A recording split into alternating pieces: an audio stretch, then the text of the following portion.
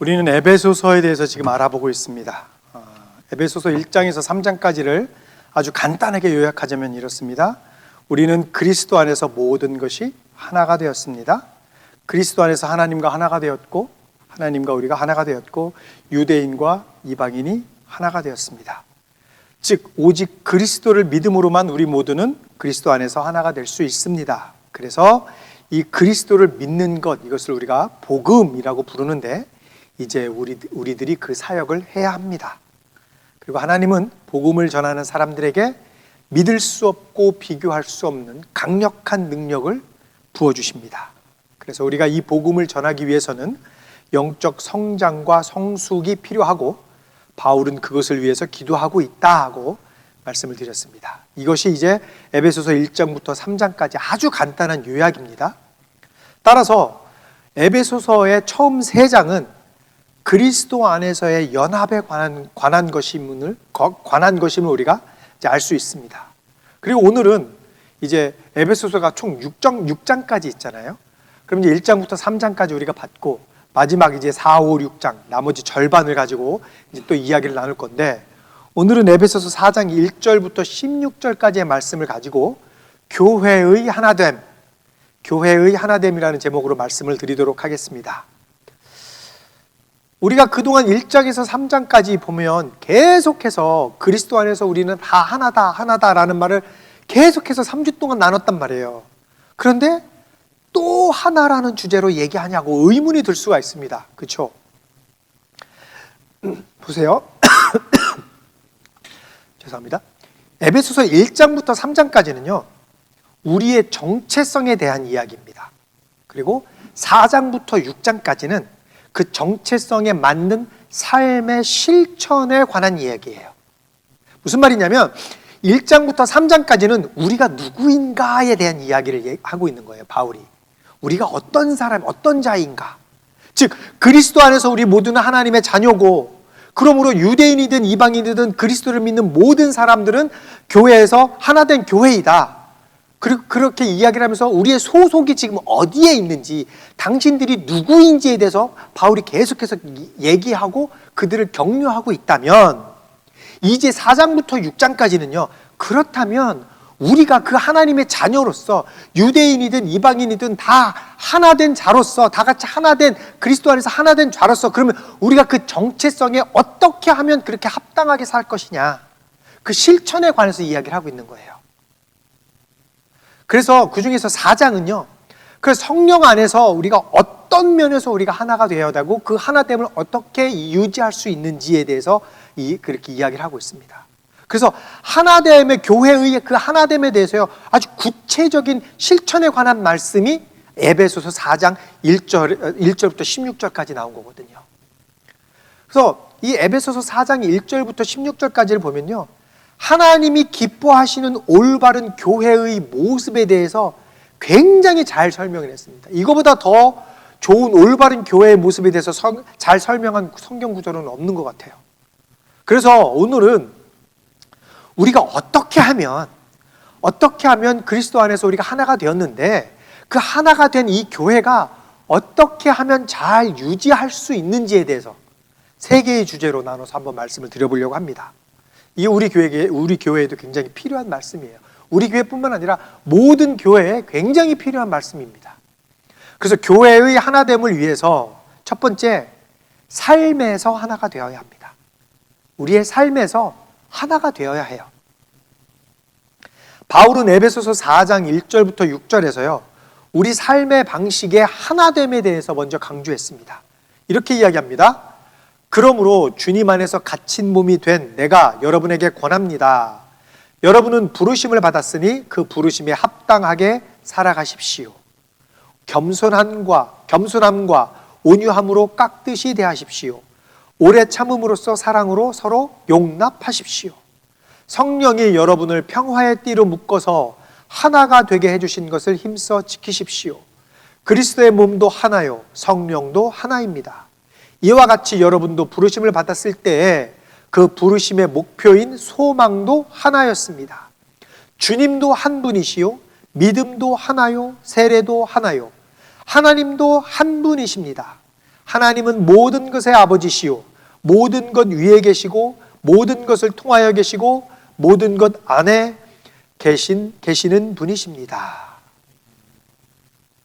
바울은요, 이 1절부터 6절 전체에서 하나라는 이 단어의 반복적인 사용을 통해서요, 하나됨을 강조했습니다. 아주 강하게 강조했어요. 6개의 절 중에서 8번이나 하나에 대해서 이야기를 했거든요. 그런데 바울은요, 하나됨을 강조하기 전에 먼저 우리 삶의 방식에 대해서 언급을 했습니다. 1절에서 여러분은 부르심을 받았으니 그 부르심에 합당하게 살아가십시오라고 권면을 했잖아요. 부르심에 합당하게 살아가십시오. 그러니까 바울이요, 이 부르심이 뭔지 이것을 설명하기 위해서요, 사실은 에베소서 1장부터 3장까지 이 에베소서 전체의 절반을 소모한 거예요. 사실은 이 부르심이 뭔지에 대해서 설명하기 위해서. 여기서 말하는 부르심이 뭡니까? 복음을 전하기 위한 부르심. 그거 이야기하려고 1장부터 3장까지 쭉 얘기한 거거든요. 그래서 우리가 너무나 좋아하고 우리가 너무나 은혜 받고 우리 너무나 유명한 말씀이 있죠. 베드로전서 2장 9절에서 이렇게 말했습니다. 그러나 여러분은 택하심을 받은 족속이요 왕과 같은 제사장들이요 거룩한 민족이요 하나님의 소유가 된 백성입니다. 할렐루야. 우리는 이런 백성이라고 이야기를 하고 있어요. 그래서 우리는 이 말씀이 너무 좋아요. 너무 감사해요. 그래서 우리는 이 말씀의 앞부분만 읽고 좋아합니다. 아멘 해요. 그런데요, 여러분, 그 뒤가 있잖아요. 그 뒤에 뭐라고 얘기합니까? 그래서 여러분을 어둠에서 불러내어 자기의 놀라운 빛 가운데로 인도하신 분의 업적을 여러분이 선포하는 것입니다. 택하심을 받은 족속이면, 왕과 같은 제사장이면, 거룩한 민족이면, 그리고 하나님의 소유된 백성이면 거기서 끝내는 게 아니라 우리를 죽음에서 살려주신 분을 전해야 한다. 우리가 그 말을 잊으면 안 된다라는 말입니다. 그래서 우리는 복음 전파를 위해서 부르심을 받은 자들인 것입니다. 그래서 바울은 에베소 교회에 이 부르심에 합당한 생활을 해야 한다라고 말하고 있는 거예요. 그런 다음에 계속해서 그 부르심을 받은 자로서 합당하게 사는 것이 어떤 것인지에 대해서 2절에서 이제 설명을 합니다. 2절에서 뭐라고 얘기합니까? 겸손함과 온유함으로 깍듯이 대하십시오. 그 다음에 오래 참음으로써 사랑으로 서로 용납하십시오. 이 말씀을 보면요, 우리가 연합하기 위해서, 즉 하나가 되기 위해서 필요한 4가지 속성이 있어요. 첫 번째, 우리는 겸손해야 합니다. 그리고 온유해야 합니다. 이것은 예수님의 성품이죠. 마태복음 11장 29절에 예수님이 그렇게 얘기하셨잖아요. 나는 마음이 온유하고 겸손하니 나를 본받으라라고 말씀하셨잖아요.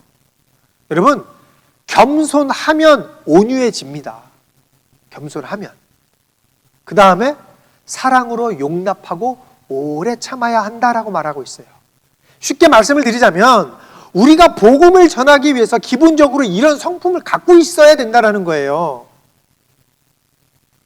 자, 그러면 여러분은 어떻습니까? 겸손하고 온유합니까? 오래 참으십니까? 용납하여 주십니까? 우리 교회는 어떻습니까? 우리 교인들은 대체적으로 좀 어떻습니까? 우리 시온교회에 과연 이런 속성들이 있습니까? 부르심을 받은 우리들은요, 겸손과 온유와 오래 참음과 사랑으로 서로 용납해야 한다라고 말하고 있어요.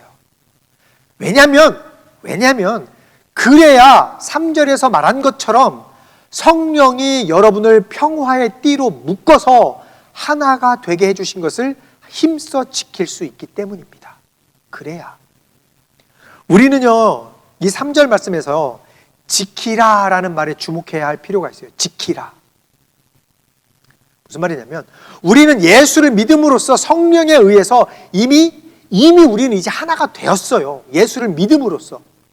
우리가 어떤 노력으로 새롭게 하나가 됨을 만들어야 한다라는 게 아니라요, 우리가 하나 되기 위해서 무언가 노력을 해야 된다는 게 아니라 우리에게는 이미 성령을 통해서 하나가 되었다고요. 하나됨이 우리에게 이미 주어졌어요. 우리는 예수를 믿음으로써 이미 하나가 됐어요. 그랬는데 성령을 통해서 이 주어진 이 하나됨을 우리가 잃어버리지 않도록 잘 지켜나가야 된다는 거예요. 하나됨은 이미 우리는 받은 거예요. 주님의 은혜로. 그럼 우리가 해야 할 것은 그 하나된 것을 잃어버리지 않도록 해야 한다는 거예요. 이게 성도의 마땅한 삶이다라는 거예요. 우리는요, 지금 이 말씀을 명심해야 합니다. 우리가 하나가 되기 위해서 무언가를 할 필요는 없어요.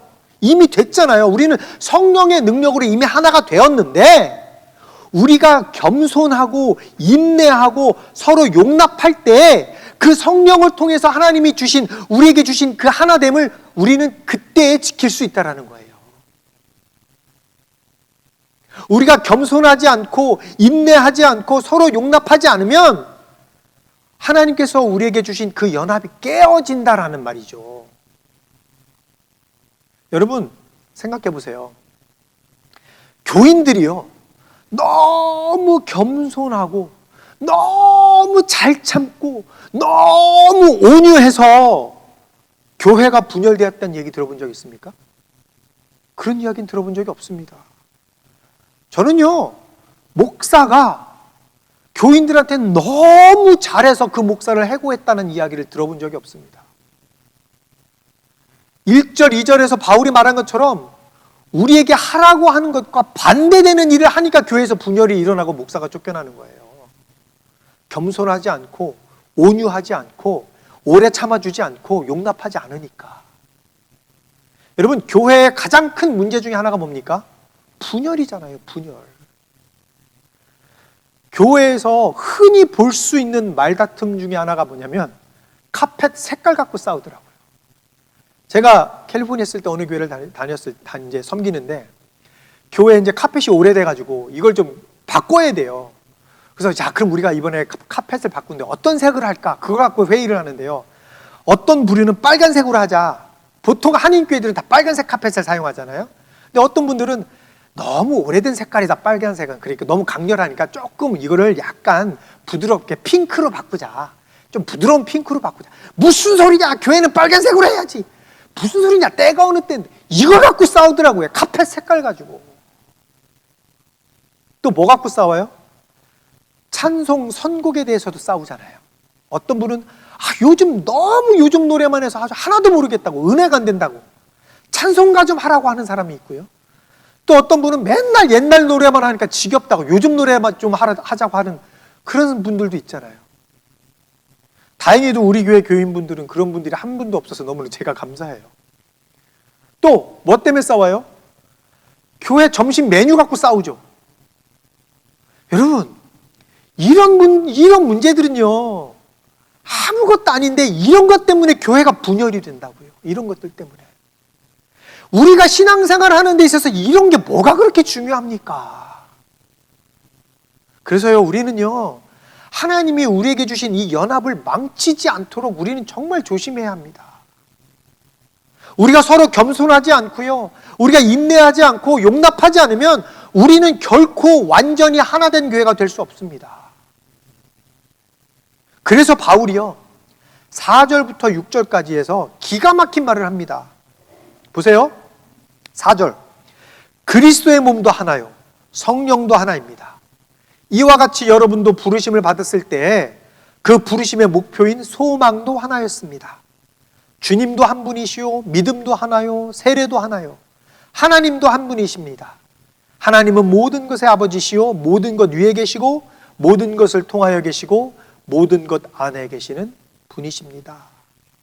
무슨 말이냐면 우리가 하나가 되어야 하는 이유는 그리스도 안에서 모든 것이 하나이기 때문이다라고 말하고 있는 거예요. 지금 다른 이유가 없어요. 그리스도 안에서 우리가 하나가 되었기 때문에 우리는 당연히 하나가 되어야 되고, 그러기 위해서는 겸손하고 온유하고 오래 참고 사랑으로 용납해 주라. 그러면서 바울은요, 하나님을 예로 들었어요. 하나님을. 우리들에게요, 하나된 것을 힘써 지키라고 한 이유는 바로 그리스도의 몸도 하나고 성령도 한 분이시기 때문이다라고, 하나님의 한 분이다라고 예를 들었어요. 그 다음에 나아가서 뭐라고 얘기합니까? 믿음도 하나고 세례도 하나고 하나님도 한 분이시기 때문입니다. 그렇게 얘기하잖아요. 결론적으로 얘기해서 하나님의 백성은 하나다. 우리의 신분은 한 분이신 하나님께 부름을 받아서 한 분이신 그리스도를 믿고 한 성령으로 한 세례를 받고 이룬 한 몸입니다.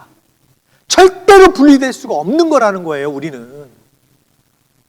그런데 왜 우리가 자꾸 분리를 하고 분열을 하려고 하냐라는 거예요.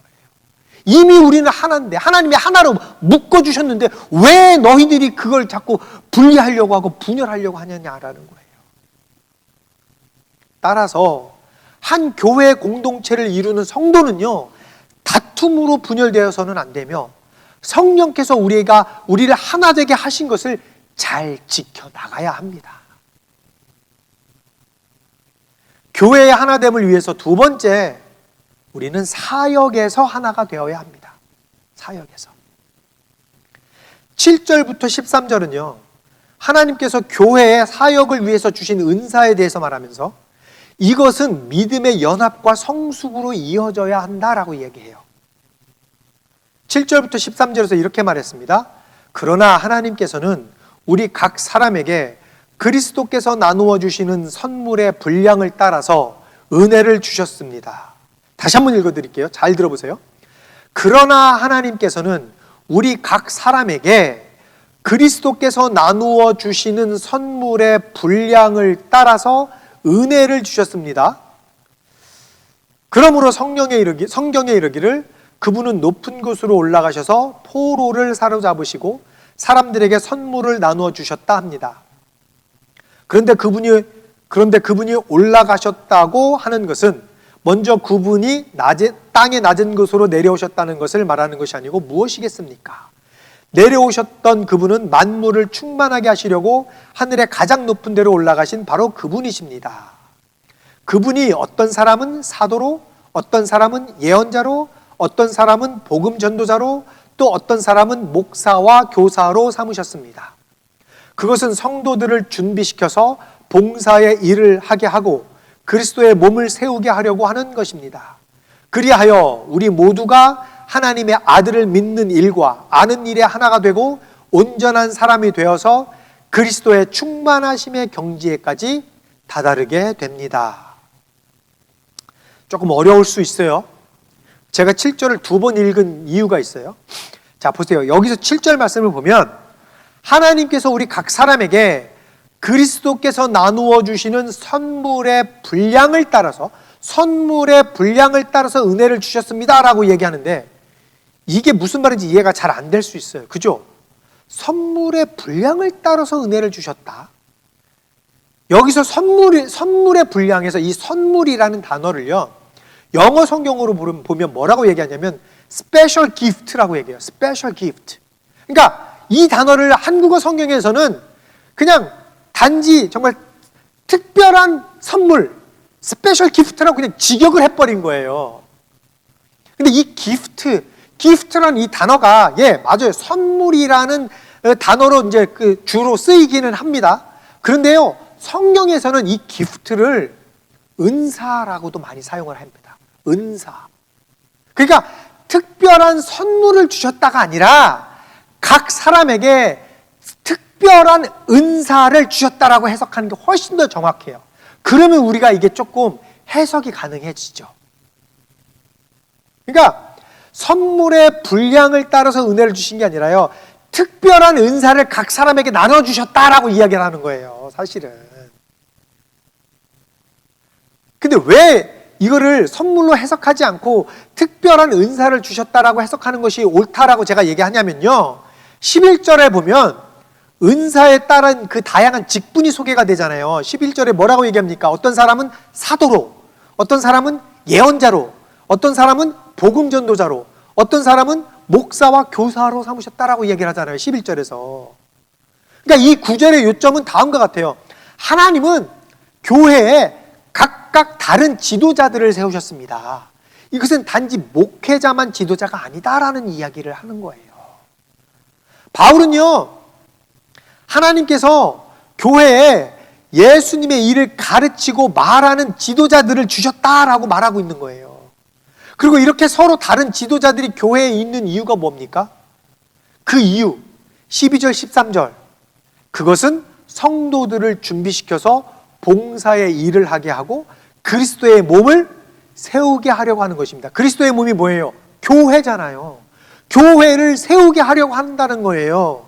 그래서 그 다음에 13절 우리가 교회를 세우면 어떻게 돼요? 13절 우리 모두가 하나님의 아들을 믿는 일과 아는 일에 하나가 되고 온전한 사람이 되어서 그리스도의 충만하심의 경지에까지 다다르게 됩니다.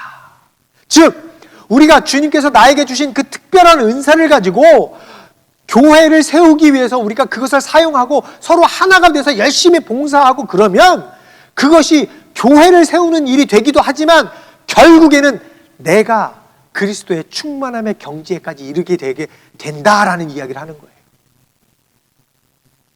그래서 성도에게 봉사하게 되고 그리스도의 몸을 세우고 교회를 세우고 예수를 알고 예수를 믿게 하고 온전한 사람이 되게 하고 마지막으로 그리스도의 경지에까지 다다르게 한다. 그 얘기하는 거예요, 바울이 지금.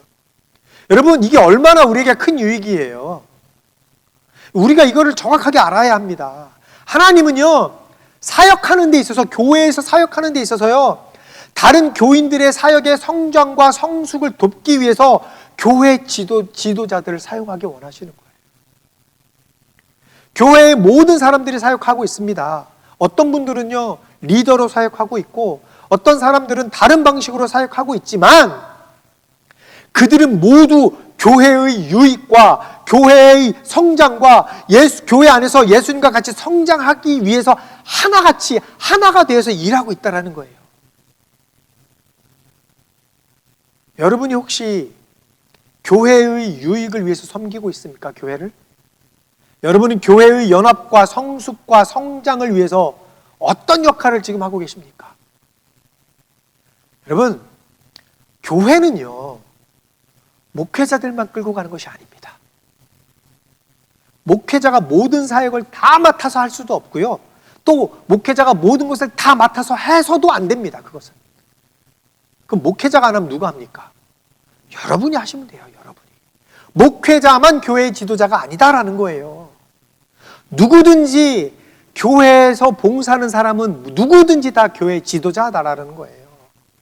그런데 그 중에 우리가 지금 에베소서에 읽어봤던 것처럼 누구는 교사로 섬기고 누구는 목회자로 섬기고 누구는 다른 일을 섬기고 누구는 가르치는 일로 섬기고 누구는 예언자로 섬기고 섬기는 일이 다를 뿐이지 다 교회의 지도자다라는 거고 그 지도자들이 함께 하나가 되어서 교회를 이끌어갈 때 교회는 성장하는 것이고 우리는 그리스도 안에서 그리스도의 충만함의 경지까지 이룰 수 있다. 그 얘기하는 겁니다. 그래서 11절과 12절을 보면 하나님이 교회의 사역을 다 같이 하도록 우리를 만드셨다라는 겁니다. 교회 지도자들의 임무는 모든 영광을 하나님께 돌리기 위해서 예수님이 원하시는 교회가 되게 하고 교회다운 교회가 되도록 하고 좋은 교회가 되게 하는 게 이게 교회 지도자들의 임무예요. 그래서 우리는요, 교회의 연합을 위해서 우리의 사역들도 하나가 되어야 합니다. 그 다음에 세 번째, 교회의 하나됨을 위해서 성장하는 데 있어서 하나가 되어야 합니다. 성장에서도 우리가 하나가 돼요. 같이 성장해야 한다는 거예요. 바울은 교회가 하나됨을 지키기 위해서 조금 전까지 앞에서 말씀드린 그 바울의 권면을 따를 때 그 권면대로 우리가 할 때 어떠한 결과가 있을지 그것에 대해서 14절부터 16절에서 언급을 했습니다.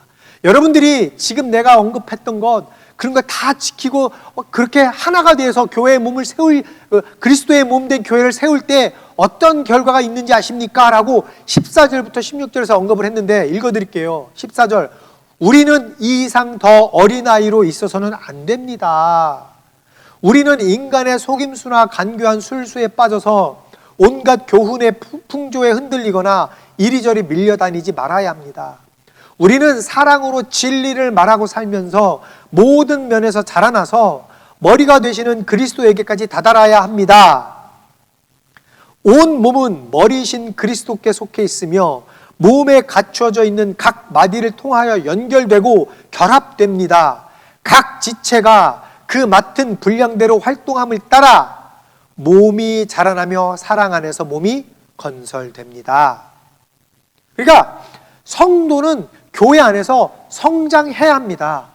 그것도 그리스도의 장성한 분량에까지 다다르도록 성장해야 한다는 거예요. 근데 좀 전에 읽었던 이 13절 말씀에서 믿는 일과 아는 일이 하나가 되어야 한다라는 말은요, 우리의 믿음이 올바른 지식에 근거해서 함께 자라나야 된다라는 거예요. 무슨 말이냐면 균형 있는 성장이 이루어져야 된다는 겁니다. 우리가 믿음이 성장은 했는데 올바른 지식이 없거나 또는 성경에 대한 지식은 많은데 믿음이 성장하지 않았다면 그건 모두 다 이상한 거예요. 많은 교회들이 성장만을 추구하죠. 그것은 외적인 성장이죠. 우리는요, 성장과 더불어 성숙도 함께 추구해야 합니다. 그러니까 지식과 더불어 믿음도 함께 추구해야 한다라는 거예요. 많은 분들이 성경에 대한 지식이 많으면 그것이 곧 자신의 믿음의 척도라고 착각하는 분들이 있죠. 성경을 많이 읽어서 성경을 많이 내가 알고 있으면 나는 믿음이 많다라고 생각할 수가 있단 말이에요. 또 어떤 분들은 자신이 다니는 교회의 규모, 그 교회의 크기가 자신의 믿음의 크기라고 착각하는 분들도 있어요. 그러나 바울은 분명히 말합니다. 믿음과 지식이 함께 성장해야 한다. 바울은요, 우리의 믿음과 지식이 함께 성장할 때에 14절에서 말한 것처럼 더 이상 어린아이처럼 거짓 가르침에 쉽게 넘어가지 않을 것이다 라고 이야기를 하는 거예요. 우리 한국말 중에 되게 재미있는 얘기 있어요. 덮어놓고 믿는다는 얘기 하잖아요. 덮어놓고 믿으면 안 돼요. 왜 성경을 덮어놓고 믿습니까? 열고 믿어야죠. 읽고 믿어야죠. 성경을 읽으면서 믿음이 같이 성장해야죠. 성경은 읽지도 않고 그냥 막 기도만 한다고 해서 내 믿음이 성장하는 게 아니란 말이에요. 옛날에는 그랬어요. 우리 할머니 세대 때는 그랬어요. 왜? 한글을 읽을 줄 모르니까. 한글을 잘 못 읽으니까 성경 있어봐야 뭐합니까? 그냥 기도만 했어요. 저희 할머니가 그랬거든요. 저희 할머니가 한글을 못 읽었어요. 근데 예수를 믿었어요. 그래서 막 기도만 하고 찬송만 하는데 성경을 읽고 싶은 거예요. 그래서 나가 성경 읽게 해주세요 하나님. 그래서 우리 할머니가 성경 읽다가 한글을 깨우치셨어요. 그러니까 덮어놓고 믿으면 안 돼요. 이제는 우리는 성경을 열어놓고 믿어야 돼요. 그래야 성장과 성숙이 함께 일어나는 거예요. 그래서 바울이요 계속해서 15절에서 사랑 안에서 진리를 말해야 된다라고 이야기를 해요. 또 계속해서. 왜냐하면 우리가 성경을 읽으면, 그래서 우리 안에 지식이 쌓이면 믿음도 같이 성장할 것이고, 그러면 우리가 이 13절, 14절 말씀처럼 어린아이처럼 거짓 가르침에 넘어지지 않기 때문에 우리가 성경에 대한 지식을 알게 되면 그 성경에서 말하는 대로 사랑 안에서 우리가 진리를 말할 수 있어요. 왜? 성경 안에 그게 다 있잖아요. 서로에게 그러므로 우리가 지식과 믿음이 함께 자라나면 우리가 서로에게 진실한 말을 하되 사랑 안에서 그렇게 할 수 있게 된다라는 거예요. 그리고 서로 격려하고 연합하고 서로를 세워줄 수 있다라는 거예요. 그리고 우리가 사랑 안에서 진리를 말할 때 우리는 비로소 교회의 머리가 되시는 그리스도에게까지 다다르게 될 것이다 라는 겁니다. 그래서 함께 성숙하고, 그래서 서로 가르치고 서로 격려해서 하나됨을 지켜내시기 바랍니다. 함께 성장하고 함께 성숙해지시기 바랍니다. 우리는 우리의 삶 속에서 하나가 되고, 우리의 사역에서도 하나가 되고, 우리의 성장에서도 하나가 되어야 합니다. 말씀을 정리하겠습니다. 교회 안에는요, 다름이라는 것이 존재합니다. 다름. 어쩌면 가장 다름이 많이 존재하는 곳이 교회 공동체일 수 있습니다. 그런데 여러분, 다름이 다르다라는 것이 분열을 의미하는 것은 아닙니다. 또 다르지 않다고 해서, 다 똑같다고 해서 그것이 하나됨을 의미하는 것도 아닙니다. 주님은 삶의 수준도 다르고, 삶의 방식도 다르고, 삶의 이해도 다르고, 삶의 모습도 다른 우리 한 사람 한 사람을 이 교회로 부르셔서 한 공동체를 이루게 하셨습니다. 하지만 여러분, 우리가 기억해야 할 것은요, 주님은 이 다름을 넘어서는 한 주님 안에서, 한 믿음 안에서, 한 소망 가운데 우리를 부르셨다라는 것이고, 또한 복음으로 우리를 하나 되게 하셨다라는 겁니다. 그러므로 이제 성령으로 하나가 되게 하신 것을 우리가 잘 지켜가야 하는 것이, 그게 우리의 본분입니다. 우리는 그것을 절대로 잊으면 안 됩니다. 또한 날마다 성령의 능력을 의지해서 겸손과 온유와 오래 참음과 사랑으로 서로 용납하여서 주님이 원하시는 하나된 교회를 만들어 가시기 바랍니다. 우리가 예수님과 연합했다면 그분의 교회와도 연합해야 합니다. 성령으로 우리는 이미 하나가 되었습니다. 그렇다면 그 하나됨을 유지하기 위해서 여러분의 역할을, 우리의 역할을 다 하시기를 예수님의 이름으로 축복합니다.